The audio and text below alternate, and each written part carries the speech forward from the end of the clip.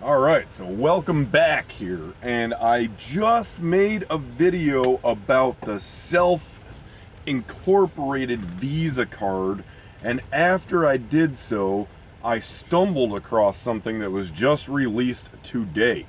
And I'm going to try and adjust this camera really quick here, because it keeps wanting to do like the super bright thing on my face, and I don't know why. But and screw it, I don't even care right now. What I just came across, I thought was actually pretty exciting. I read into it as fast as I could so I could get this out, because this just got released today according to the, ominous they and everything, but it is called the X1 Visa card. The X1 Visa card was created with the tech revolution kind of in mind, and this credit card is trying to do away with the old design of the credit system and how you had to have good credit in order to get a credit card or get high limits or stuff of that nature. This credit card is designed around your financial future and not your financial past. With the reading that I have done thus far on it, anyone, and I say anyone, according to what I'm reading, can get this card. However, there is a catch. At this moment in time, right now, you have to join a waiting list in order to get this card. It says the official unboxing of this card is going to happen in December of 2020. Now, as of the time of the making of this video right here, there was slightly over 25,000 people on the waiting list. So, I'm going to put a link in the description below that will give you access to this card and the waiting list. The only thing you have to enter to get on the waiting list is your first name, your last name, and your email address, at which point they will notify you that you have made the top of the list and you can now receive your credit card. Now, things that make this interesting is how I said it's not based on your credit past, it is based on your credit future, and your overall income is how they're basing this credit card. So it's like again, this is from the reading and the way I'm understanding it, it is almost like a secured credit card without being a secured credit card. They are, I'm assuming when this is released and you're able to actually fill out the application, it is going to be asking you what is your income levels and, all of this stuff, and they're going to be looking at your ability to grow. Again, this is an assumption, this is not explained 100%, but they're going to look at your financial future and not your financial past. One little scenario that they presented in this was more so focused towards someone who is just entering the job market and they have no credit or bad credit or whatever. And it says that with this card, since they're looking at your financial future, not your financial past, they would take, and sorry, I'm looking over here at a screen right now just to make sure that I'm remembering all these things, but they said if you were someone that is just freshly entering into the workforce and you are an intern, they would take into account your first 3 pay periods, and you would be able to borrow up to 25% of that total. So, just as a random number here, let's throw out, say you were to make $10,000 in the first 3 pay periods. You would be able to borrow up to $25,000, or not 25, $2,500 of that initial pay period, according to the way that they describe this card. Not saying that would happen for everybody, but again, off the way this is being described, that is what it is saying. And it also says, again, gonna repeat it, this is not based off of your financial past. It does not matter if you have good credit or bad credit. However, that is as far as they go with it. It doesn't say there's a guaranteed approval. It doesn't say anything of the sort. There's only a waiting list right now for people to get on to fill out the application to get it. Now, moving on. This card is actually a 17-gram pure stainless steel card. This is actually a card made from metal. All right. On this card, it does have a points program that you can spend in different areas, and some of the things I saw was like Apple, Nintendo, Etsy, Airbnb, Adidas. There's different things you can spend these points on, and for every dollar you spend, you get 2 times the points, up to $15,000, and then the point scale moves on from there, which I'll get into in a minute.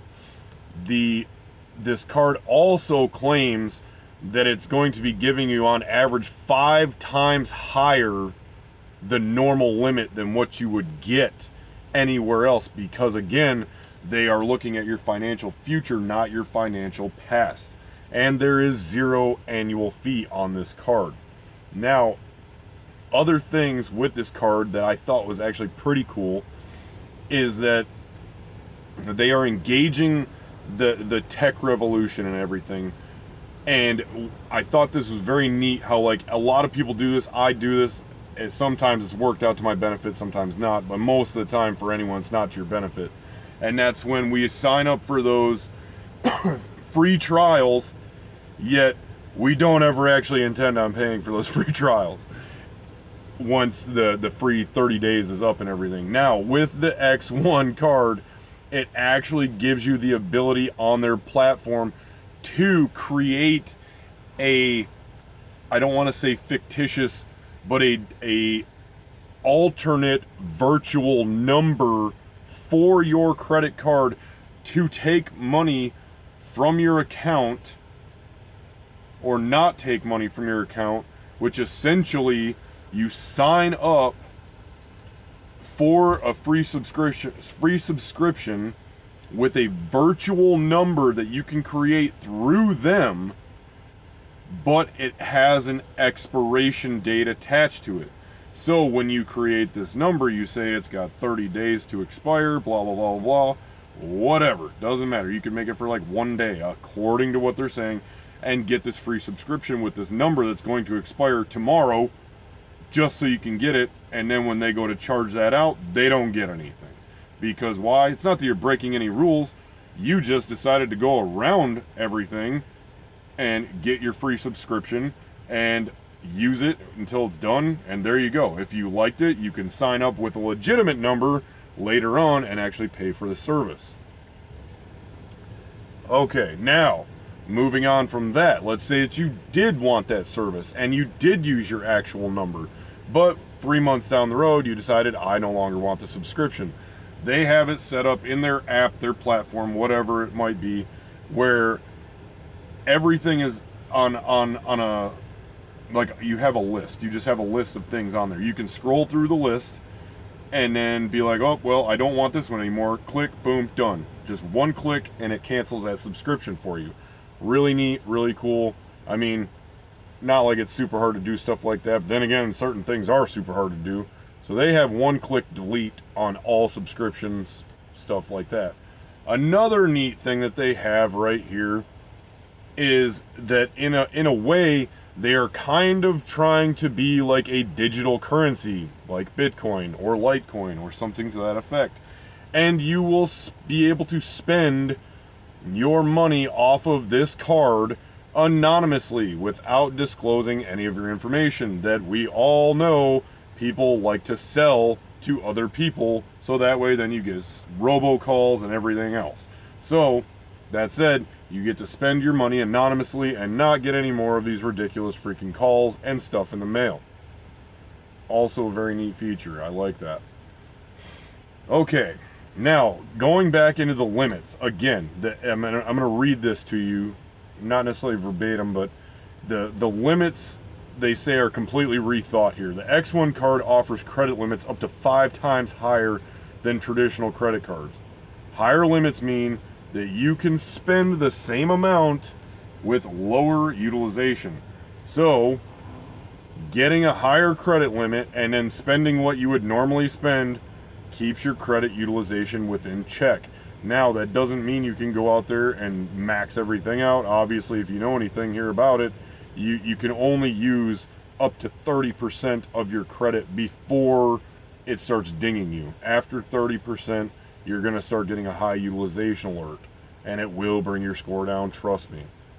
So this card is based off of your future income, your current and future income as you progress.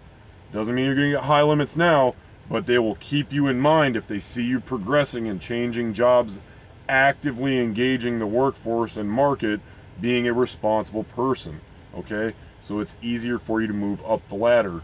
And it says again, up to 5 times. Up to, not guaranteed. Up to 5 times higher credit limits and approvals than traditional cards.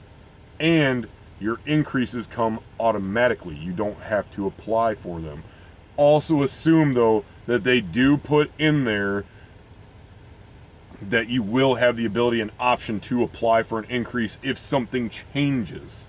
Now, again, this is all just based on assumption. This is a card you, again, have to sign up for to get on the waiting list to then apply to get. So everyone's kind of in the dark right now. Now, back on the points thing. You get 2 times the points for every dollar spent. And each point, they said, from what I read, was worth about 1 penny. Okay? That is for all your points. You get 2 times the points for every dollar you spend, up to $15,000. And with this $15,000 and up annual spending, the way I read into it is they're actually encouraging you to spend more money through this card. So pay your bill, spend more money, pay your bill, spend more money, and cycle your money through this card. And the reason for doing that is you earn more points that effectively allows you to just get free stuff. This is how their rewards program works. I'm not saying it's necessarily appealing to me on everything that you can spend it on, but there are a few things on there that, you know, maybe I want to take a vacation and get an Airbnb somewhere in Colorado or something like that. I don't know. And that's up to you. You do what you want with your points. Now, for this card, if you're approved for it, and again, the way that they're wording this makes it sound like everyone can get approved for it. It's just a matter of how you approach it and what exactly you have going on. We're still waiting to find that out. But for every friend that you refer to this card, you will get 30 days of 4 times the points for every dollar you spend after you get somebody to sign up for this card, or to what they're saying anyway. Again, some of this stuff is kind of vague, but we're all learning right now. You can earn unlimited points, and your points never expire, so you don't have to rush around trying to spend them. Now, going to their point scale that they have right here, annual spending up to $10,000, you're just going to stick at the 2-point tier. When you hit $15,000 worth of spending through the year, you will earn 45,000 points, which is worth $450 that you can spend on their list of items that they have. Again, you can see this when you go and sign up for the waiting list.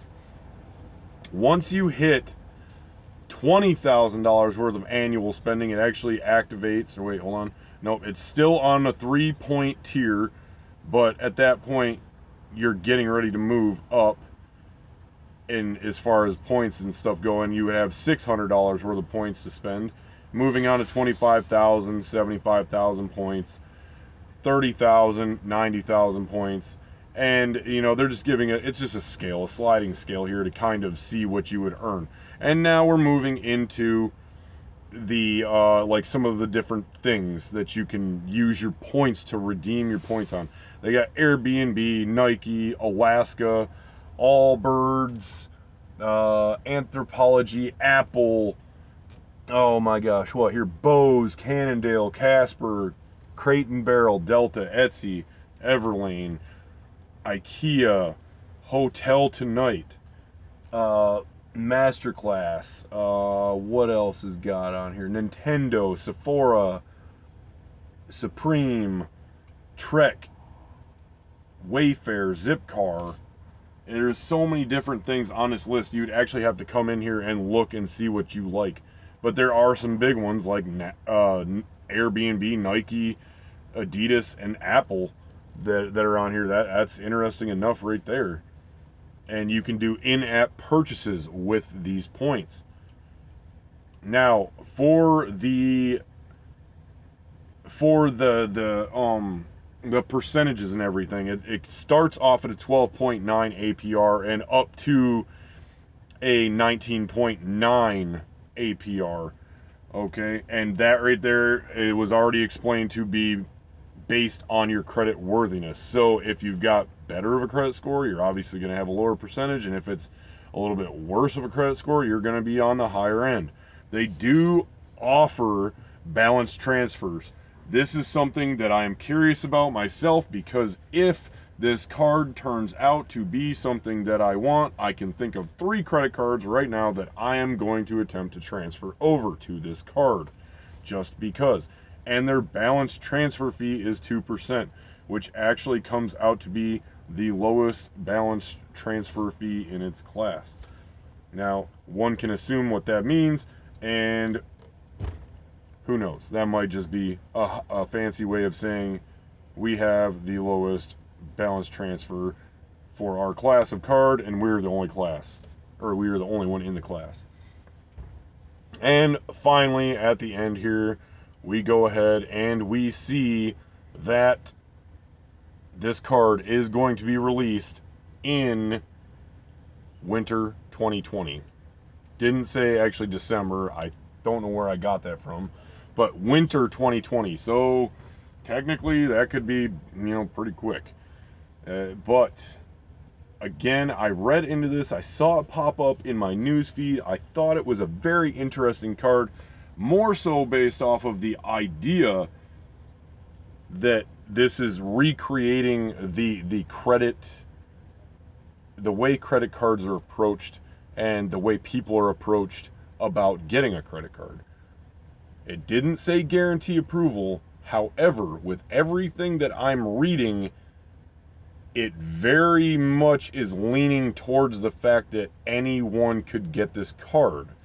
All you have to do is get on the waiting list. So like I said, I am going to leave the link in the description below to get on the waiting list for this card. I would encourage you to do it. I'm not going to force you to do it, or even, imply that I'm forcing you to do it, because obviously it's your financial decision to make. I am on the list. I got on the list probably about 15 minutes ago. There was 25,000 people on the list at that time. And this was released about 10, 11 hours ago. So I would say the longer you wait, the higher the numbers are going to go on that list. Again, that's up to you. Either way, I wanted to drop that down for the people that do watch my channel on building credit. And hopefully you can get in, and hopefully this works for you, because it does say, it does report, well, in a shadowy kind of way, it does say it does report and build your credit score. I would assume it would, since it is a Visa card. But, we're all going to learn that as we go. Either way, thanks for watching. Go check out the X1 Visa card. Link description below, simply to get on the waiting list and wait for your chance to get on an application. Thank you for watching, and everyone have a great evening.